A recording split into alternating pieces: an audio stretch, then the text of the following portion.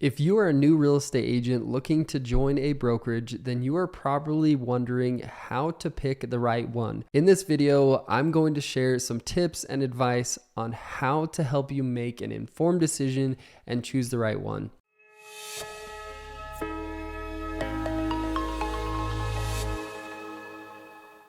Welcome back to my YouTube channel. If you are new here, my name is Cameron, your active real estate agent and coach to all types and experience levels of real estate agents, building the #1 resource for you to crush your career as a realtor. Picking the right brokerage is the #1 step to take in your career that will have the biggest effect on your success. So hopefully this video helps you out, and let's dive in. First off, I have been a part of 4 different brokerages. When I first started in real estate, I was a part of a flat fee brokerage that gave me nothing. I had no idea what I was doing, and I didn't have a coach, and the mentor and team I was on just wasn't teaching me in a way that I felt was successful. And so I was struggling significantly. I was having a really hard time.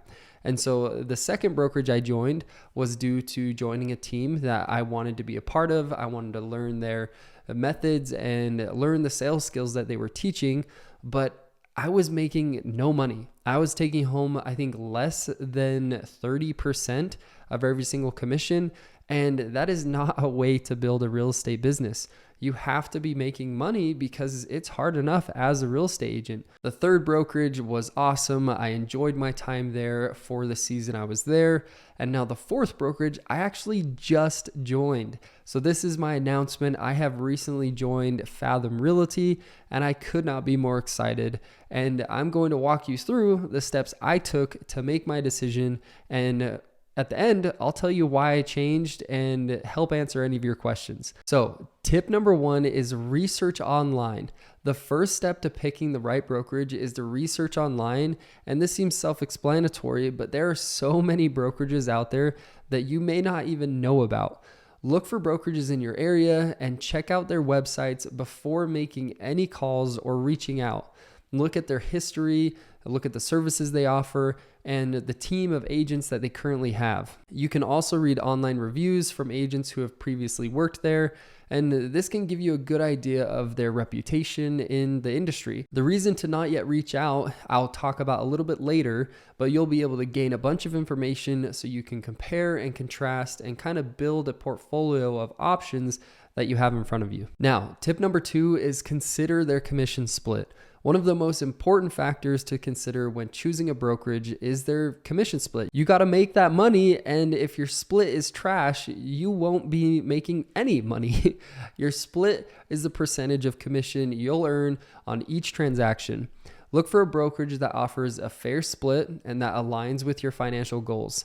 There are so many different makeups, from a flat fee model to a percentage model. The other thing to consider is if you'll be joining a team within that brokerage.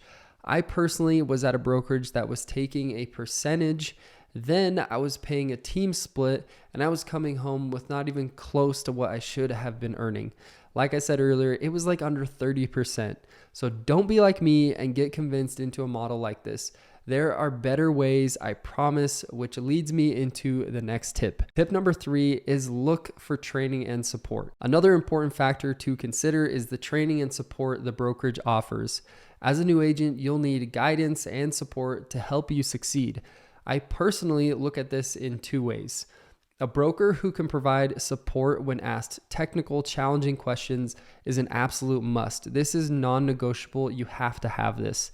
So if it's a fancy broker with lots of other cool stuff and a big split, or a flat fee brokerage with nothing else, make sure the broker has your back and is responsive.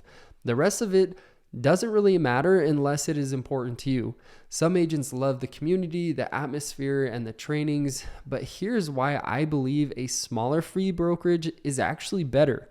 Say you join a brokerage with all the fancy bells and whistles, with trainings and cool stuff like that, but they don't actually help you grow your business, but are taking a massive split because of all the attractive tools they have to pay for. Those tools are honestly useless if you're making no money. So on the flip side, look at a brokerage with a flat fee that doesn't have all the fancy bells and whistles. If your average commission is $5,000 to $10,000, depending on your market, 30 to 50% of that would go to a big split commission brokerage, which is $3,000 to $5,000 on a $10,000 commission. What could you do with that $3,000 to $5,000 instead if you were on a flat fee brokerage model where you're only paying a couple $100 per transaction? With $3,000 to $5,000, could you hire a personal coach, buy marketing, or hold awesome client events? The sky's the limit, and I have learned this from personal experience. The biggest thing holding agents back is faith in themselves. Trust in yourself that you can make your own money with grit and determination and keep as much of your hard-earned money in your pocket. But with all that said, a higher split brokerage with lots of resources can still be incredible. So just do your research and look for a brokerage that offers ongoing support to help you grow your skills and build your business. This leads me into tip number 4. Check the company culture before joining. Company culture is another important factor to consider when choosing a brokerage. Look for a brokerage that aligns with your values and goals. If you do not agree with where their values are at, have trust in those around you that you're working with, or support how they run their business dealings, it will not be a good fit, and you need to run as fast as you can away. You must love and trust the people you're going to work around, and if you're going to be a lone wolf like I am, then love the systems and the trust in the company. Because if that is not there, it's bad news, and you need to be able to trust the company you're working under. So you have done all your research, and it's time to meet with a broker. Once you have done your research and narrowed down your options and thought through your business plan, schedule a meeting with the broker either on the phone or in person. I recommend in person, and this is your chance to ask questions to get a feel for the company and the culture and just discuss commission splits, training, and any other concerns you may have. This will be a great time to go over all of the above tips and really make sure you are ready to take that step forward in that direction. Picking the right brokerage is a huge decision, but in reality, if you have a solid business plan, people to hold you accountable and help you succeed, the brokerage just needs to have the right values, split, and support to help you succeed. So plain and simple, don't overcomplicate it. I personally do not own my own brokerage, but if you want to chat with me about it, I can recommend you some good fits, brokerages, teams, splits, whatever situation it may be. I'm happy to help. So hit the link in my description, schedule a call. We can go over a couple different options and ideas to help fit your specific situation. And trust me, I am not going to recruit you because I'm not even a part of a brokerage that has any type of profit share. And so don't even stress about that. I'm genuinely trying to help you if a call would actually benefit you. So I hope this video has been helpful. Next week's video is going to be an incredible deep dive into my follow-up system of how I keep track of leads and my database. So if you haven't by now, hit the subscribe button and turn on the notification so you don't miss that next video.